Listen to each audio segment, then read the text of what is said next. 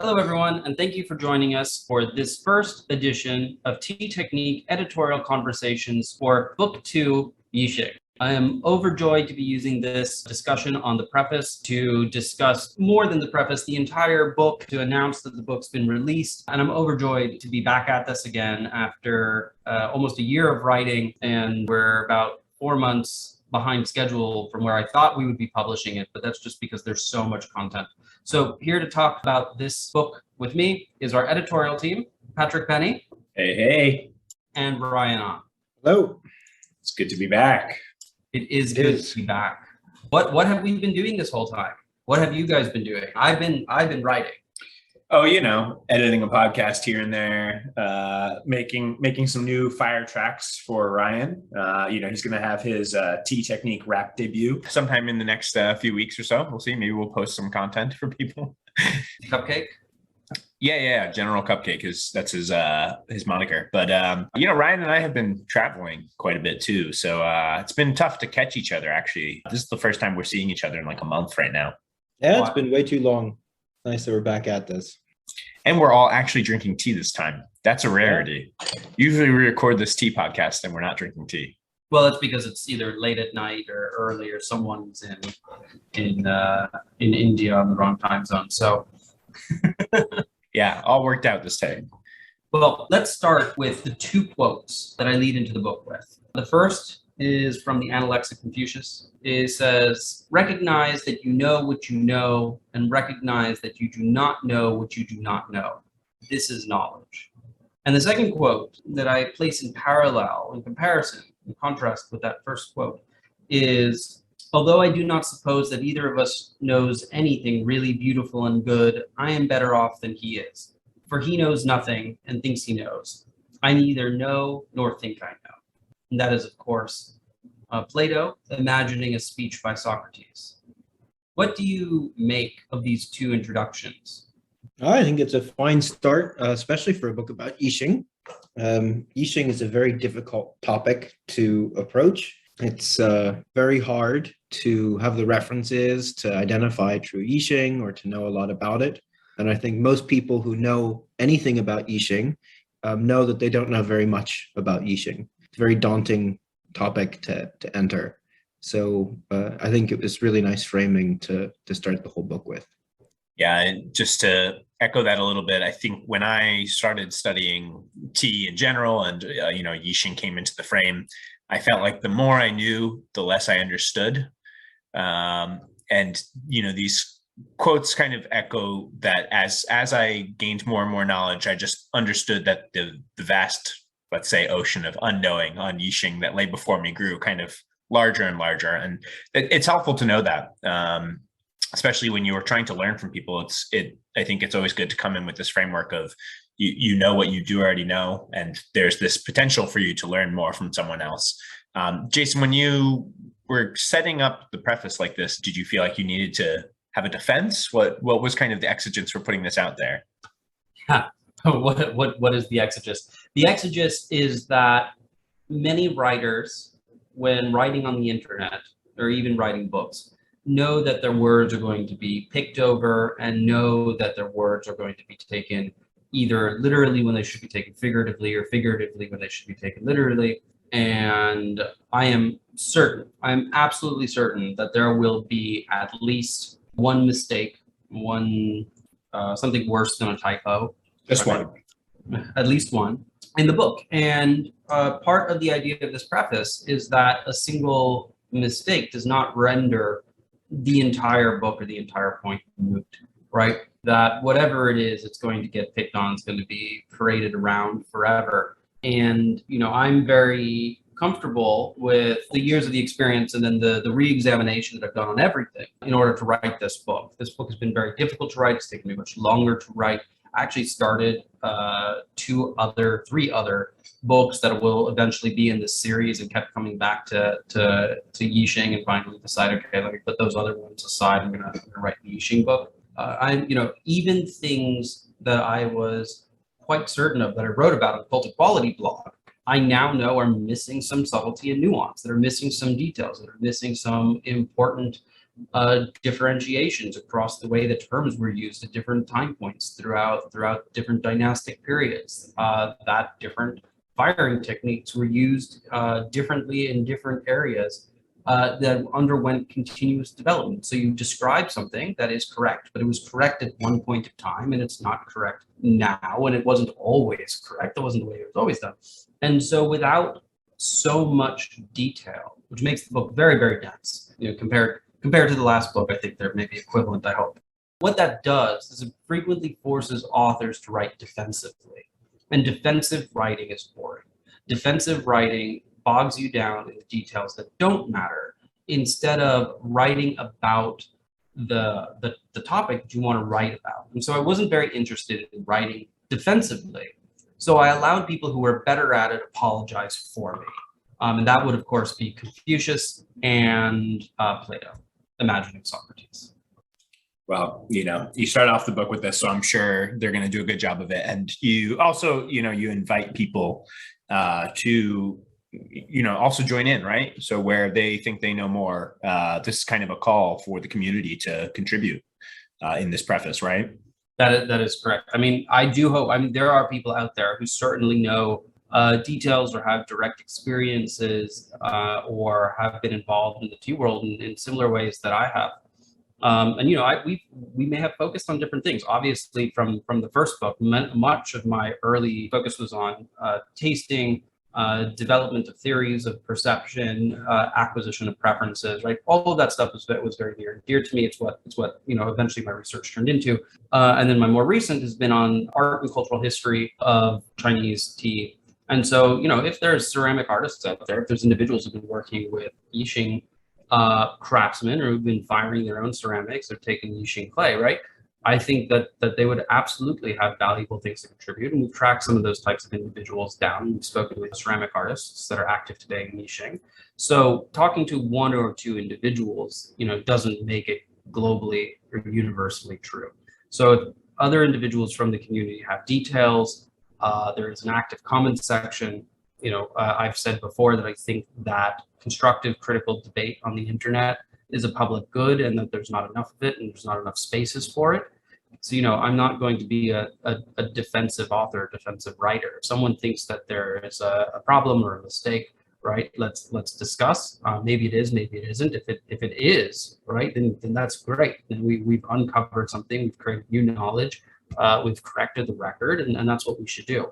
But I think, not to be negative on the community, I think the community can frequently be very cliquey and overtly negative. Oh, he said something wrong, he's wrong about everything forever, right? And that's it creates a false dichotomy between correct and incorrect and knowledgeable and not knowledgeable. And it doesn't allow for the space of constructive knowledge building and knowledge sharing. Everyone likes to hoard their knowledge because then they get to point out when someone else is wrong on the internet. And that's I don't even think it's not like we're even on Reddit, right? We don't even get points. So I don't know what we're hoarding the knowledge for. Well, and that's what this book is for, right? To put the knowledge out there that you're going out and researching. This has involved a lot of books, right? A lot of translation, a lot of interviews, discussions with, as you were saying, artists. So excited to see all this knowledge, make it out there on the internet for a relatively low cost, and many things I think will be shared for free as well. So I think this kind of covers the preface. What I'm more interested to talk to you about, since we haven't talked for a little while, is how is the book going? What is the book going to cover? What are some things you're excited about? And since we kind of specifically touched on it already, you mentioned as you were writing this book, you uncovered a lot of things that you had already written about in Cult of Quality, but as you re-examined them, you found that some facts held up, some were true only in certain timeframes. What was something that you learned as you were writing the book that challenged what your previous understanding of a topic was? A great example of that is wood firing. I've long been a proponent of wood firing. We had discussions previously on Editorial Conversations where we discussed wood firing. We talked about Korean teaware, which is usually you can find wood-fired examples for much easier than you can find Chinese wood-fired examples. And so, I went in with a mind towards wood firing development. And Yixing had a number of different developments between the single chamber kilns and multi-chamber climbing kilns, but it had other developments on top of it between the use of saggers and kiln packing techniques and when and where and how it was done with Yixing. And so the pretty rapid development moving into the late 1800s, early 1900s, moving into the charcoal firing, moving into the heavy oil kilns, the various forms of downdraft kilns before moving to the tunnel kilns, some of which went back to using oil or using to other mechanisms, was very interesting. And I've written on cult of quality. I'll put up as this book goes up, I'll put up a notice on those pages on cult of quality that those knowledge has been rewritten. But many of the teapots that individuals seek out, and many of the most famous examples are obviously not wood fired. And wood firing is predominantly something that we look for, particularly in Chinese ceramics and antiques. It's something that's not super frequently done right now. It's predominantly illegal with certain exceptions, and certain people have licenses, or you're allowed to continuously fire historical kilns. You're not allowed to build new wood fire kilns. So is that a practice that's worth reviving? Is that the most important part of the practice, right? That's missing right now when majority of the mines in Yixing are closed. There's stockpiles of old clay, but the majority of the clay isn't processed in the same way anymore. It's using either mechanical processing techniques, it's not hand sifted, particle sizes are different. Though, which one is more important? I don't know, right? That's, we don't have the references and the examples to determine that, and to determine what the variation and effects are, because we don't tend to have, right, a fully hand processed clay available in both different firing techniques, and we don't have different firing techniques available with identical clays. So that is something where we'll correct the record as this book goes live. As you were researching this book and as you were taking on more knowledge, what did you kind of come to realize that everyone else gets wrong when they write about Yixing? Everything, and that's heavy, right? But variations in use of language and intended meanings, terms that shift meanings over time, generalities that they apply universally, specifics that they apply universally, or generalities that they apply to a specific example. So there's quite a bit of truisms that have become repeated throughout Yixing. And there's quite a bit of, I don't know if groupthink is the right word, but there's quite a bit of focus on specific aspects of Yixing that are driven by people who have become knowledgeable in those aspects. And that's, you have verifiable good information on them. And then you have other things where there's less information available, so people concentrate less. So it's a little bit like the drunkard who loses his house keys on the sidewalk, and he's searching under the street light, and someone comes over and he's just walking around looking under the street light, and they say, "Hey, what are you looking for?" It's keys. And they're like, "Why are you only looking here?" He's like, "Because that's where the light is." So the knowledge is shining a light on just a very specific and small area without revealing, right, the rest of the contours of the topic. A lot of the book is spent going as deeply as is possible, or as deeply as is reasonable, for things that actually matter and impact the use, the effect, the quality of Yixing. And that includes, an entire chapter on the geology and the lithography of Yixing, starting back like 3 billion years ago, going through Yangtze River Delta formation, movements of intercontinental ocean formation, dispositions of siltstones, laws of superposition, layering down multiple layers of settlement, formation of Lake Taihu, all the way through the mining processes, the mining techniques. So, I hope that is new, useful, valuable information when someone's trying to decide whether they should pick a Duani Julongju or a Hongli sitting for their wear. And you laughed. Is that what you intend the book to be useful for? So what do you think that let's say the average practitioner who decides to read this book, how are they going to apply it? Yeah, there will be some but few pairing recommendations. It's not going to be, pick this clay for this tea or this shape for these teas. I want to avoid that because that's the type of general thinking that gets applied to specifics as a rule, that doesn't allow for appropriate levels of experimentation, right? There's too many aspects and attributes that matter. And many of the things that we call a singular clay aren't a singular clay. They were blended in various ways, or they might even be a blend of the same clay of different processing. And even the correct recommendation, if the teapot is a different level of thickness, it's going to have different heat retentions and other effects. So I think it's a little bit impossible to give those types of general recommendations. Instead, what I hope that the book will be used for is the construction of a framework for individuals to evaluate, to first understand, absolutely to understand everything from the ores, the clays, the specific types, the processing, the aging, the formation, the firing, and the use, right? And then to have a framework for making educated decisions and educated experimentation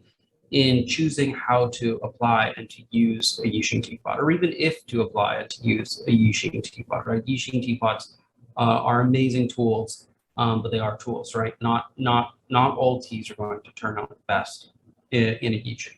So giving individuals, right, just as the chapter of pedagogy, it's a good education is a framework for understanding, not a set of rules to be applied. And that's what I hope that this book results in. And I hope it results in Ryan brewing in Yixings more frequently. That's how I'll gauge my success. It's a good KPI. Agreed. So a lot has been written about Yixing, both online and across various sources. So your last book was very uniquely you. There have been ideas and theories that you have been refining and thinking about for over a decade. So in terms of what you're bringing to the second book, how is your voice adding to that conversation?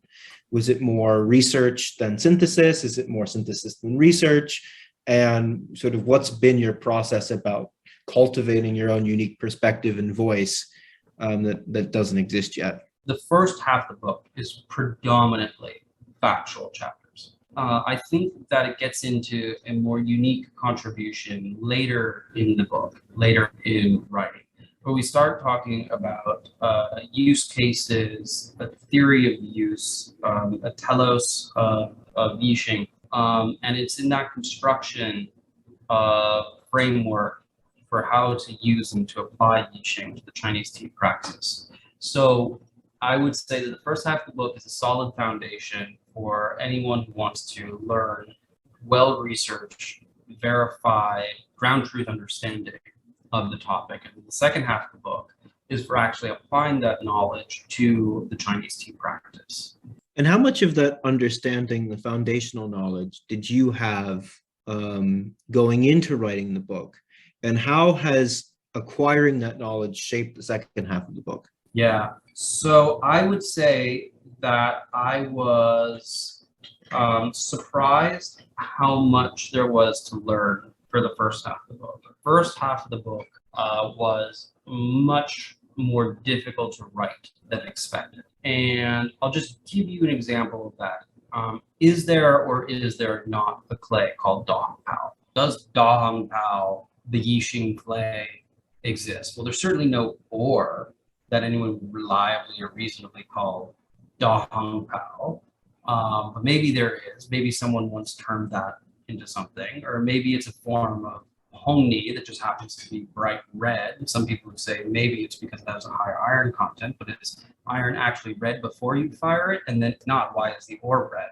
And then if it's a form of Hongni, does it need to be red pre-firing or post-firing? So all of these things. So there is a clay that some people call Hongni. That clay may or may not actually be a consistent and unique clay. It may or may not actually be a variation of a specifically vibrant form of Hongni. It might be a blended clay. But if you look around, you can find people talking about teapots made of the Hong Pao clay, right? And it just takes an enormous amount of time to determine if that is something that you take seriously and you address and you write about it, whether it's right or wrong, or whether it's another random thing on the internet. I'm sure I could find another example of bad information on the internet applied to Yixing, right? So I was surprised by how much there was to do on the first half of the book. And I would definitely say that writing the first half of the book refined my thinking and forced me to reassess some of the things that I was writing in the second half of the book. And particularly, my collection of Yixing Teapots has been growing. It's growing for some time. I grew Yixing Teapots, but before writing this book, I was not super focused on Yixing. Actually, during the pandemic, I was really super focused on Chaozhou Gong Fu, and improving my ability to brew Chaozhou style. And I have a tiny Yixing that I use for that. It's one of my best and favorite pieces, and I've had that for a really long time. And that partially got me thinking about that teapot and other things. And suddenly thinking, okay, well, if we're going to write a book about Yixing, we're going to need a bunch of reference samples. We're going to need to know more about this actual theory of use. And so I started to really invest in Yixing. I would say, we had access to some crazy wares, some just unbelievable wares back at the Institute. And I haven't had access to those wares since the Institute died a slow and agonizing death. And in order to now reassess those things that I learned then and the applications and the techniques that I learned then on writing the first book made it much easier and faster. So I would say that the first half of the book was a lot of new knowledge, that much more so than was expected, and a whole lot more time that was expected to track down references and to understand what to take seriously and what not to take seriously. And then the second half of the book is a great synthesis of application of things that we've been practicing both at the Institute and to today for the last, how long Institute started, 2009. So Jason, obviously the second part of the book is going to be very uniquely you, and is probably predominantly information that does not exist elsewhere. The first half, as you were saying, is composed of almost entirely verifiable fact. How much of that information exists in English to this date? So the information that composes the first half of your book, how much of that, if someone had a lot of time to go research and did not have access to Chinese literature, how much of that were they going to figure out? I would say a minority, maybe 20%, maybe 30%. A lot of it exists in snippets. Someone takes a sentence in Chinese that supports their argument and translates it to English, and makes it onto a blog or a forum, or it makes it into a merchant post, right? Some merchants actually do real good translation work. And that is fine, right? If you want to know the sintering temperature of average Sydney clay, you can probably Google that and find it, right? But what it's not telling you is it's not developing the framework for understanding why it's important, right? Why does the sintering temperature matter? What happens if it's at the low end or the high end of the range? How much does Zinni vary internally as a category? Does it matter if it's old or tender Zinni? Does it matter if it is been blended out and mixed with other clays?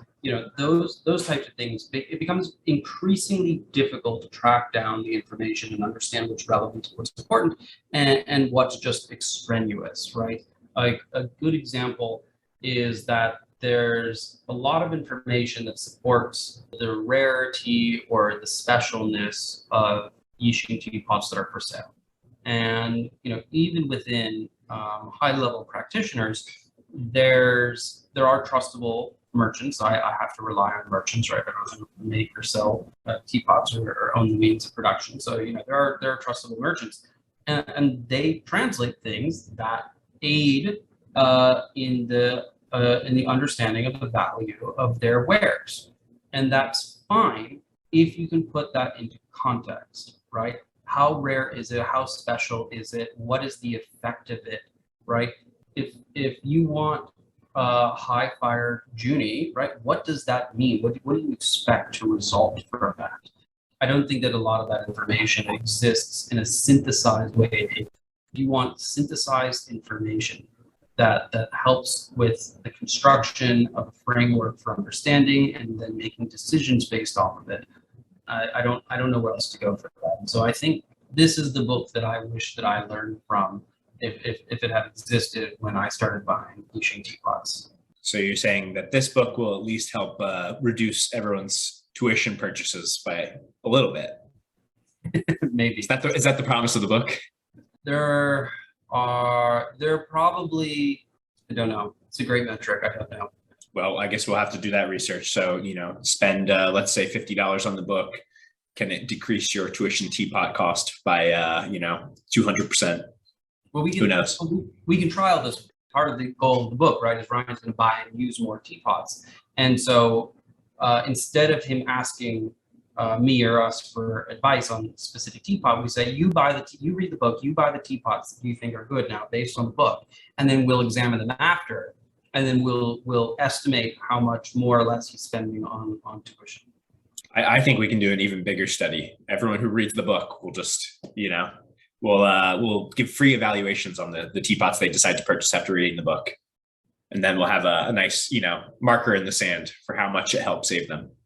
Jason, is there anything else that you feel like people need to know about this book? Anything else to get them excited to pick it up, to join TeaTechnique if they haven't already? I think there are two things. One is the amount of experimentation that we're going to be spinning up. So there's quite a bit more work to do, particularly in the later half of the book. We're going to be setting up quite a bit of interesting experiments. We're going to try to make that data widely and readily available, and I think that will be really, really quite new and novel. We'll record some of it, so some of that should be open access. The second thing is the amount of reference pieces that are cited in the book. A lot of things get linked back. Just about everything gets linked back to specific museums, specific examples, things that are not in private collections that you can go and see. And so tracking down who has them, where are they, and what is an example of, right? I mean, you walk into the Met, and most of the time the Met says Yixing Teapot, China. Sometimes you get a dynasty, I hope, like Qing Dynasty. But a lot of it is not very well placed into context. So there might be a Yang Peng Yang teapot somewhere, and you think, oh, that's interesting. I'm glad that they gave me the name of the craftsman and the characters. Maybe they even gave me the dates he was alive. Okay, so now I know when that was from. But after reading the book, you can do in either direction, right? You can go see those pieces yourself, and there's a lot more context. So I think that's the second great thing about the book that I haven't seen anyone else do. All right. Well, that's exciting. It sounds like there's going to be a little like travel guide. We'll have to get the book and then, all right, what museums am I hitting this year to go and take a look at them in real life? Definitely. Yeah. TeaTechnique travel service. That's our new thing. Well, everyone, that's all the time that we have for today. Thank you all again for joining us for this edition of TeaTechnique Editorial Conversations. Please join us again next week on Overview of Yixing.